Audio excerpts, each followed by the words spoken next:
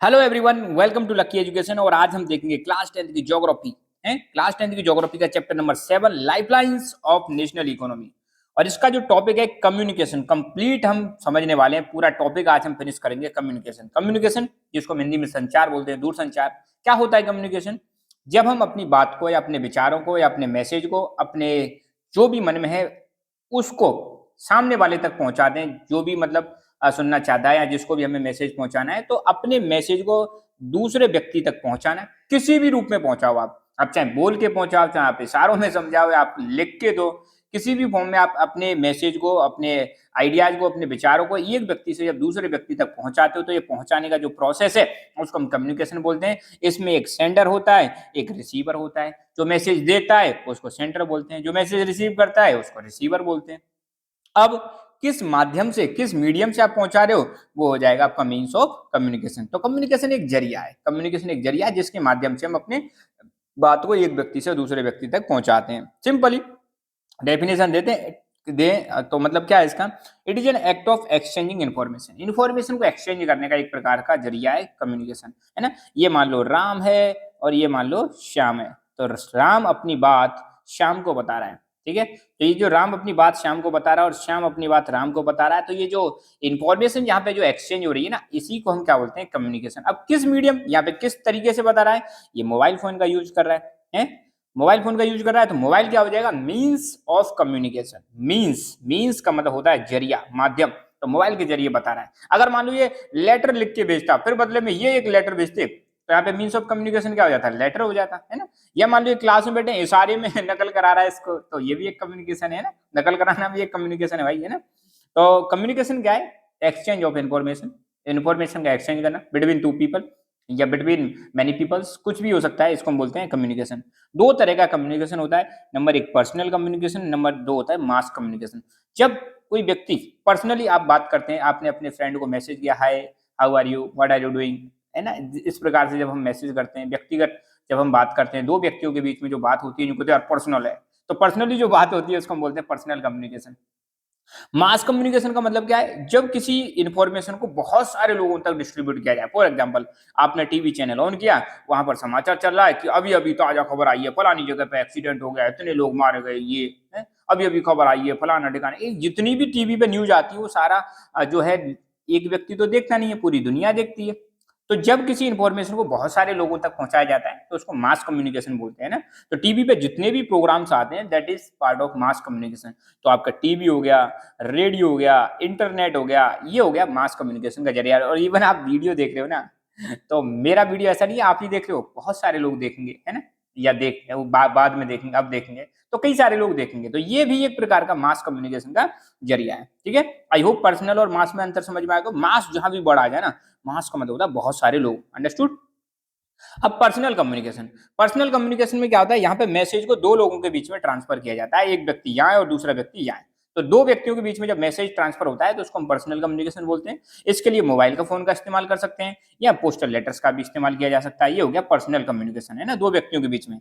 Indian postal network, ये भी एक मतलब पर्सनल कम्युनिकेशन में हेल्प करता है। आपने सुना होगा भारतीय डाक, है ना। भारतीय डाक में पहले के टाइम पे आपको पता चिट्ठी भेजी जाती थी, है ना। और कई सारी मूवीज आपने चिट्ठी पे गाने सुने होंगे, चिट्ठी आई है, आइए वतन से चिट्ठी आई है। तो इंडिया का जो पोस्टल नेटवर्क है, दुनिया का सबसे बड़ा लार्जेस्ट नेटवर्क है ना। कई जगह पे पोस्ट ऑफिस देखे होंगे, और कई जगह पे आपने जो बॉक्स देखे होंगे, रेड बॉक्स, उसमें पहले चिट्ठी भेजी जाती थी। अब जमाना बहुत ऊपर चला गया है, अब इतना वेट करने का अपने पास टाइम नहीं है। अब तो भैया आज के डेट में सोशल साइट का जमाना है। सोशल साइट्स, व्हाट्सएप पे 1 सेकंड मैसेज कर देते हैं, इंस्टा पे 1 मिनट में मैसेज कर देते हैं, रिप्लाई करते हैं, बात करते हैं। तो अब तो आपके पास बहुत सारे मीडियम है, पहले इतने नहीं हुआ करते थे। तो हमारा पोस्टल नेटवर्क जो है, आज भी आप देखो सरकारी कामों में इंडियन पोस्टल नेटवर्क का इस्तेमाल होता है ना।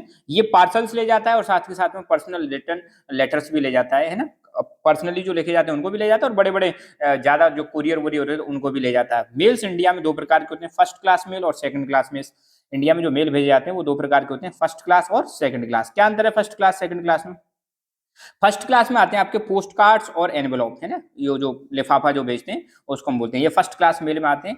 इन मेल्स को एयरलिफ्ट किया जाता है between station covering both land and air. तो इनको ले जाने के लिए आप दोनों चीजों का हम इस्तेमाल करते हैं, लैंड ट्रांसपोर्ट और air transport. Second class mail जो होते हैं इसमें बुकलेट्स आती हैं, बुक्स और रजिस्टर्ड न्यूज़पेपर आते हैं, पीरियोडिकल्स पीरियोडिकल्स मतलब पत्रिकाएं, जो आपकी पत्रिकाएं जो होती हैं, मासिक पत्रिका भी हो सकती है, 15 दिन में आने वाली पत्रिका भी हो सकती है, वीकली भी हो सकती है ना। तो कई सारी पब्लिकेशंस होती हैं, कई सारी मैगजीन्स होती हैं जो आपकी 15 दिन, 7 दिन, महीने भर में, 6 महीने में, 1 साल में, तो ये सब इनका अगर मतलब एक जगह से दूसरी जगह इनको भेजा जा रहा है तो ये आ जाएंगे सेकंड क्लास मेल में। इनको भी सरफेस मेल के द्वारा ले जाया जाता है और लैंड और वाटर दोनों का इस्तेमाल किया जाता है ट्रांसपोर्ट का। मेल चैनल्स, अब देखो हमारे इंडिया में इन मेल्स को एक टाउन से बड़े दूसरे टाउन में या टाउन के भीतर ही एक जगह से दूसरी जगह ले जाने के लिए 6 मेल चैनल्स हैं। कौन कौन से हैं? Rajdhani channel, metro channel, green channel, business channel, bulk mail channel, periodical channel. ये इनके माध्यम से मेल्स को एक जगह से दूसरी जगह ले जाया जाता है। टेलीकॉम नेटवर्क, अब ये टेलीफोन वाला नेटवर्क आ गया।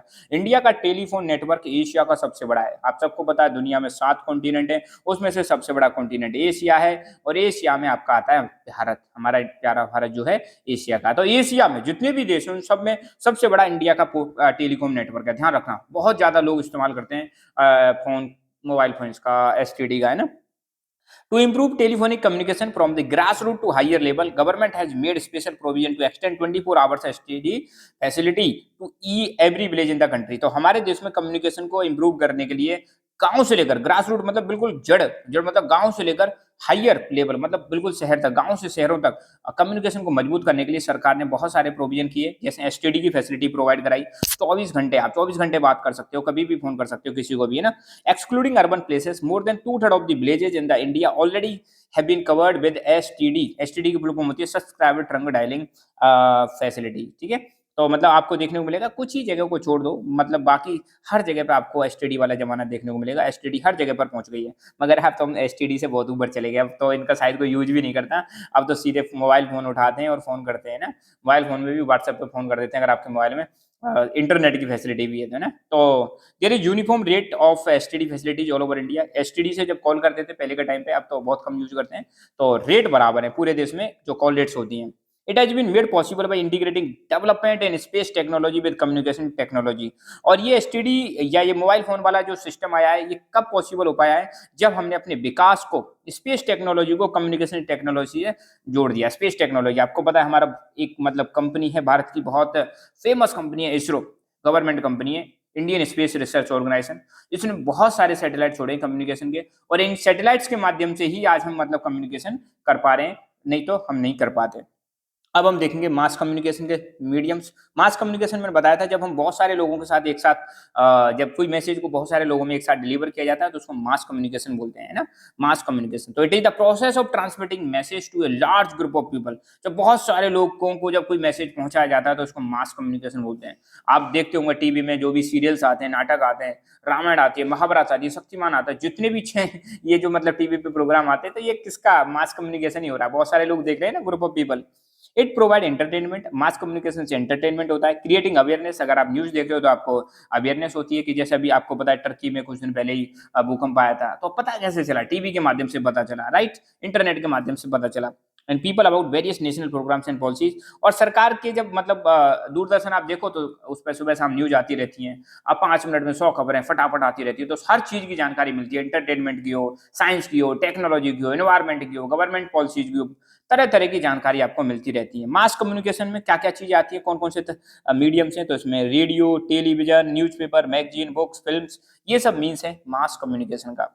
अब हम रेडियो टीवी के बारे में देखेंगे। रेडियो का जमाना था भाई साहब एक टाइम पर, हालांकि अब तो एफएम रेडियो आता है, पहले स्पेशली रेडियो था, जब मोबाइल भी नहीं आए थे, बड़ा मजा आता था रेडियो सुनने में, लोग रेडियो पे बहुत सारे प्रोग्राम सुनते थे। तो ऑल इंडिया रेडियो, जिसको हम आकाशवाणी बोलते हैं, इन्होंने कई प्रकार के प्रोग्राम चलाए जाते थे इसके द्वारा। ऑल इंडिया रेडियो के द्वारा क्या क्या प्रोग्राम चलाए जाते थे या कहाँ कहाँ पे चलाए जाते थे? नेशनल लेवल पर, रीजनल लेवल पर, लोकल लैंग्वेज में अलग अलग कैटेगरी के लोगों के लिए प्रोग्राम चलाए जाते हैं। महिलाओं के लिए अलग प्रोग्राम चल रहे हैं, बच्चों के लिए अलग प्रोग्राम चल रहे हैं, और बूढ़े वृद्धजनों के लिए अलग प्रोग्राम चल रहे हैं। सुबह शाम न्यूज आती थी, तो अलग अलग तरह के प्रोग्राम चलाए जाते थे। इवन किसानों के लिए भी प्रोग्राम चलाए जाते थे ऑल इंडिया रेडियो के द्वारा। दूरदर्शन, डीडी न्यूज, डीडी, पहले के टाइम पे यार एक ही चैनल आता था जिसका नाम था दूरदर्शन। दूरदर्शन, आप देख रहे हो दूरदर्शन, तो वही दूरदर्शन बहुत सारे प्रोग्राम लेके आता था, रामायण, महाभारत, शक्तिमान, है ना। तो दूरदर्शन नेशनल टेलीविजन चैनल है इंडिया का, और ये one of the largest territorial network है वर्ल्ड में, पूरे वर्ल्ड में एक लार्जेस्ट टेरिटोरियल नेटवर्क है। बहुत सारे इसके मतलब आपको देखने को मिलेंगे ऑडियंस हैं। It broadcast a variety of programme, Doordarshan जो है बहुत सारे प्रोग्राम चलाता है, चाहे वो एंटरटेनमेंट के हों, एजुकेशनल पर्पज के हों, स्पोर्ट्स हो, और अलग अलग एज ग्रुप्स के लिए अलग अलग प्रोग्राम चलाए जा रहे हैं दूरदर्शन के द्वारा। न्यूज़पेपर, पीरियोडिकल्स और मैगजीन्स, इनके बारे में देखेंगे। भारत में आपको पता है बहुत सारे टाइप्स के न्यूज़पेपर्स पब्लिश होते हैं, हिंदी और बहुत सारी भाषाओं में पब्लिश होते हैं। मोस्टली इंडिया में जो सबसे ज़्यादा न्यूज़पेपर पब्लिश होते हैं, नंबर 1 पे हिंदी में, फिर इंग्लिश में और फिर तीसरी है उर्दू, है ना? तो इंडिया में कई प्रकार के न्यूज़पेपर हैं, चाहे वो हिंदी के हों, चाहे अंग्रेजी के हों, कोई सी भी भाषा के हों। और पीरियोडिकल्स, पीरियोडिकल्स का मतलब एक पर्टिकुलर टाइम में, जैसे 7 दिन में, 15 दिन में, 30 दिन में, 6 महीने में, 1 साल में, इनको हम बोलते हैं पीरियोडिकल्स, है ना? पत्रिकाएँ जो होती हैं, ये पब्लिश की जाती हैं एनुअली। बहुत सारे प्रकार के न्यूज़पेपर हैं, अब वो डिपेंड करता है पीरियोडिसिटी पर, है ना? आपने देखा होगा करंट अफेयर्स की मैगज़ीन आती है, सुना होगा आपके घर में अगर कोई तैयारी कर रहा है, तो वो हर महीने में एक पत्रिका आती है, 6 महीने में एक आती है, एनुअल आती है। सरकार भी एनुअल कई सारे डॉक्यूमेंट रिलीज़ करती है, तो वो पीरियोडिकल्स में ही आ जाएगा। इंडिया में 100 से ज़्यादा लैंग्वेज और डायलेक्ट में न्यूज़पेपर पब्लिश होते हैं। लैंग्वेज मतलब आपको पता है भाषाएँ, डायलेक्ट का मतलब होता है बोलियाँ, तो 100 से ज़्यादा बोली भाषाओं में न्यूज़पेपर पब्लिश किए जाते हैं। सबसे ज़्यादा मैंने बताया था हिंदी में, फिर इंग्लिश में और उर्दू में। यहाँ पे कुछ न्यूज़पेपर हैं, आप भी जानते होंगे यार, है ना?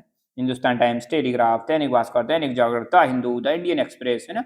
और दैनिक जागरण, अमर उजाला, बहुत सारे न्यूज़पेपर हैं, हिंदी में भी है और इंग्लिश में भी है।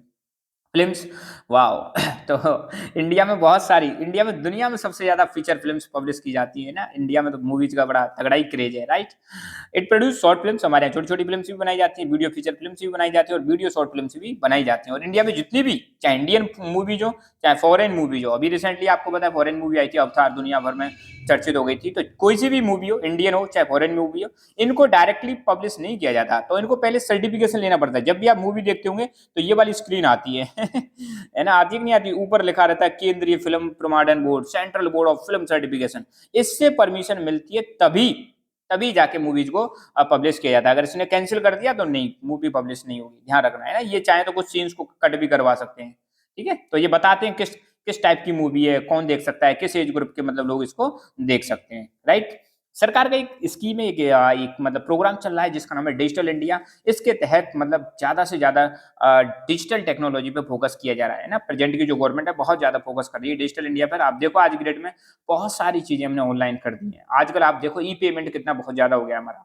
हम ऑनलाइन पेमेंट करते हैं, फ़ोन पे से पेमेंट करते हैं ना। तो डिजिटल इंडिया एक प्रोग्राम है जो इंडिया को प्रिपेयर कर रहा है किसके लिए? नॉलेज बेस्ड इन्फॉर्मेशन के लिए। इसका फोकस है डिजिटल इंडिया प्रोग्राम का कि मतलब किस पर फोकस है इनका? देखो आईटी प्लस आईटी बराबर आईटी। आईटी का मतलब इंडियन टैलेंट को, हमें इन्फॉर्मेशन टेक्नोलॉजी को ऐड करना है दोनों को, और फिर बनेगा इंडिया टुमारो। आने वाला जो फ्यूचर है हमारा वो डिपेंड करता है इंडियन टैलेंट को हम किससे कनेक्ट करेंगे? आईटी से, इन्फॉर्मेशन टेक्नोलॉजी से कनेक्ट करेंगे। और ये बहुत ज़्यादा ज़रूरी है अगर हमें अपने भारत देश में चेंज लेके आना है, तो ये सरकार का प्रोग्राम है, ठीक है? तो ये रहा हमारा कम्युनिकेशन का कंप्लीट लेक्चर। आई होप आपको समझ में आया होगा। So thank you so much. Keep learning, keep enjoying and God bless you all.